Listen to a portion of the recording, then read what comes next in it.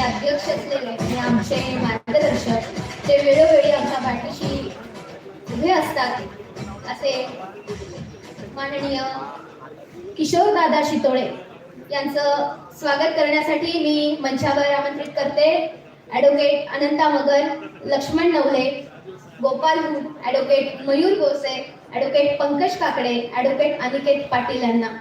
ज्यांचा नामोल्लेख केला त्यांनी लवकरात लवकर मंचावर उपस्थित राहायचंय.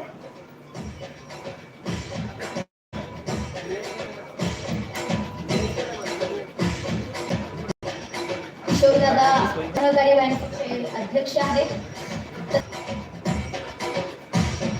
खंबीरपणे उभे असणारे देवगिरी बँकेचे अध्यक्ष माननीय किशोरदादा शितोळे यांना विनंती करते की त्यांनी आम्हाला मार्गदर्शन करावं.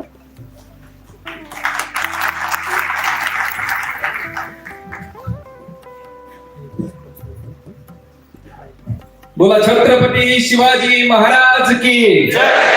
जय भवानी.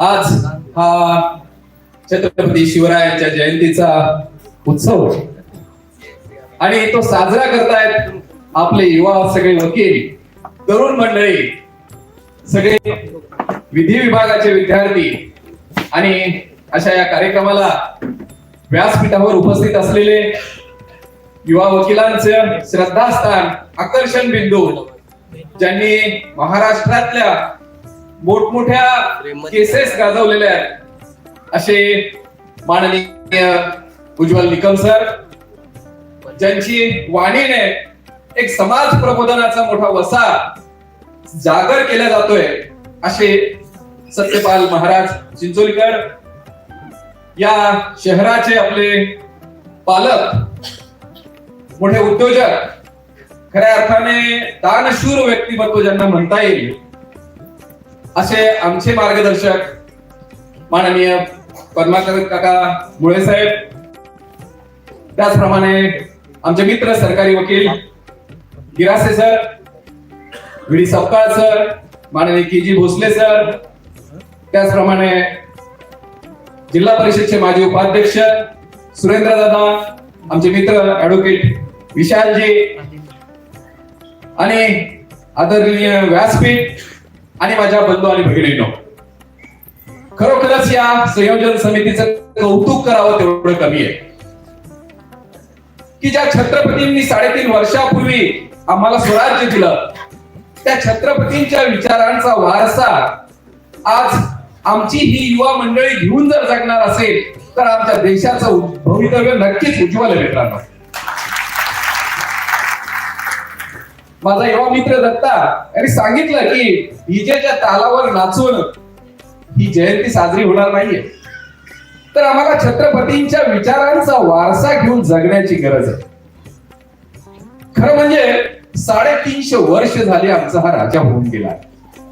एक काळ होता की ज्यावेळेस दगड धोंड्यांनी युद्ध करावं लागायचं, त्याच्यानंतर धनुष्यबाण तलवारी आल्या, त्याच्यानंतर बंदुका आणि तोफा आल्या आणि आता अण्वस्त्रांचा काळ आलाय. संघर्ष बदलले, विषय बदलले, पण दुसऱ्यावर हुकूमत करून वर्चस्व गाजवून सत्ता मिळवण्याची मानवी प्रवृत्ती काही बदललेली नाही आणि आजही ते सुरू आहे.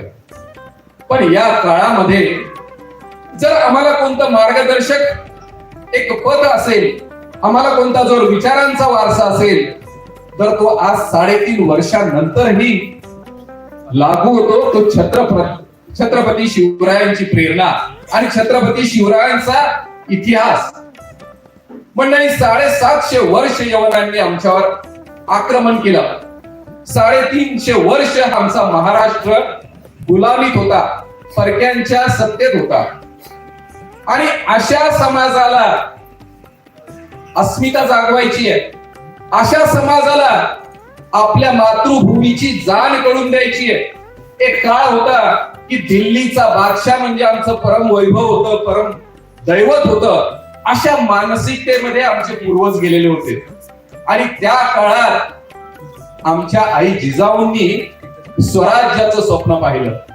का पाहिलं? तर त्यांनी त्या इस्लामी राजवटीने केलेले जुलमी अत्याचार, केलेली लुटमार, आमच्या आया बहिणींची केलेली हेळसाळ, हे सगळं पाहून आई जिजाऊंनी ठरवलं होतं की मी स्वराज्य निर्माण करीन. राजे शहाजींनी ठरवलं होतं की मी स्वराज्य निर्माण करीन. त्या पुण्यामध्ये एकेकाळी गाढवाचा नांगर, लोखंडाची पहार आणि त्याच्यावर उलटी चप्पल लावून एक संदेश दिला गेला होता की हे तुम्ही राज्य करू शकत नाही आणि इथे उद्ध्वस्तता करण्याची शक्ती आमच्यात आहे, असं ह्या यवनांनी केलं होतं. पण आई जिजाऊंनी ज्या वेळेला छत्रपती शिवरायांना घेऊन पुण्यात प्रवेश केला तर पहिलं काम काय केलं असेल तर सोन्याच्या नांगराने ही भूमी नांगरली आणि संदेश दिलेला आहे की आता सोन्याचे दिवस येणार आहेत. पहिली कृती आहे. मित्रांनो, आपण खरं म्हणजे सत्यपाल महाराजांना ऐकायला आलेला, पण खरोखर हा विचारांचा जागर करताना आम्ही छत्रपती शिवरायांकडून काय शिकलं पाहिजे? आपण म्हणतो की अफजल खानाचा प्रसंग असेल, पण वकील मंडळी इथे सगळं व्यासपीठ वकिलांचं आहे की हा अफजल खान हे मोठं वादळ आहे, पण छत्रपती शिवरायांकडून जर मॅनेजमेंट शिकायची आहे तर असं आलेल्या वादळाला कधी भेट द्यायची, आपल्याकडे कधी बोलवायचं, हे जर पाहायचं असेल तर अफजल खानाला त्यांनी त्यावेळेला छत्रपती शिवरायांची खूप त्यांच्याबद्दल बोलणं झालं की आता कुठे गेले शिवाजी महाराज, आता कुठे गेले हे लढणारे. पण शिवाजी महाराजांनी त्यावेळेला त्याला रिव्हर्स टाकणं म्हणतात तो केला आणि प्रतापगडावर थांबून राहिले आणि आपल्या चाणाक्य नीतीने, आपल्या वकिली कौशल्याने त्यांनी अफजल खानाला प्रतापगडावर बोलावून आपल्या सहकाऱ्यांच्या समोर त्याला सामोरं जाऊन ज्या पद्धतीने त्याचा वध केलेला आहे हे आम्हाला शिकण्यासारखं आहे. शाहिस्ते खानाची बोटं कापणं म्हणजे मला तर असं वाटतं की त्याला मारू शकत नव्हते का? तर मारू शकत होते, पण आपल्या सहकाऱ्यांमध्ये एक आत्मविश्वास द्यायचा आहे, आपल्या सहकाऱ्यांना दाखवायचंय की तुमच्या मी लढो अशातला नाहीये, तर मी सर्जिकल स्ट्राईक करू शकतो, मी त्या शत्रूच्या छावणीत घुसून हल्लाकल्लोळ करू शकतो. हा संदेश देण्यासाठी जी कृती छत्रपती शिवरायांनी केलेली आहे ती या सगळ्या मावळ्यांना ताकद देणारी. मंडळी, तुम्ही सांगा काय होतं आमच्या छत्रपतींकडे? ना कुठलं शस्त्र होतं, ना कुठलं प्रशिक्षण होतं, ना कुठली संपत्ती होती, आणि करायचं काय होतं तर एक नैसर्गिक प्रेरणा घेऊन स्वराज्याची निर्मिती करायची होती. असं राज्य की जे आमच्या भूमीत राहणाऱ्यांना, जे परकीयांनी आमच्यावर हल्ला केलेला आहे त्यांना परतवून लावणं आणि इथे सुशासन देणं.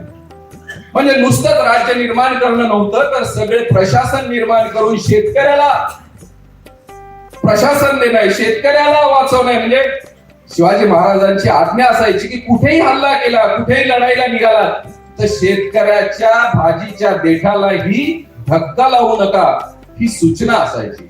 अशा अनेक गोष्टी, मग ते पाण्याचं काम असेल, मग ते प्रशासन लावण्याचं काम असेल, असं करत छत्रपतींनी जो वारसा आम्हाला मंडळी विचारांचा दिलेला आहे तो खरोखरच अलौकिक आहे.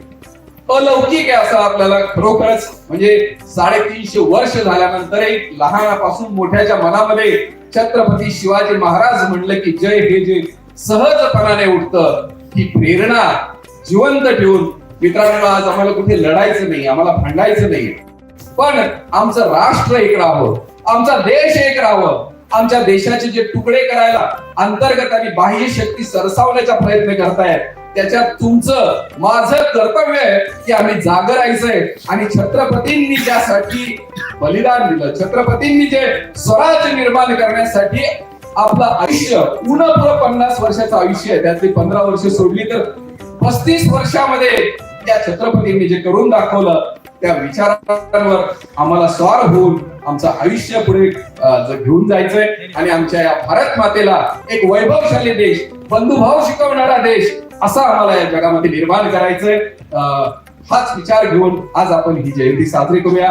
मी सत्यपाल महाराजांना ऐकायला आतुर आहे. मी खरोखरच या सगळ्या युवा वकिलांसाठी आपण एकदा जोरदार टाळ्या देऊया की त्यांनी अतिशय छान असं काम केलेलं आहे. आणि एवढं बोलून मी माझ्या वाणीला विराम देतो. बोला शिवाजी महाराज की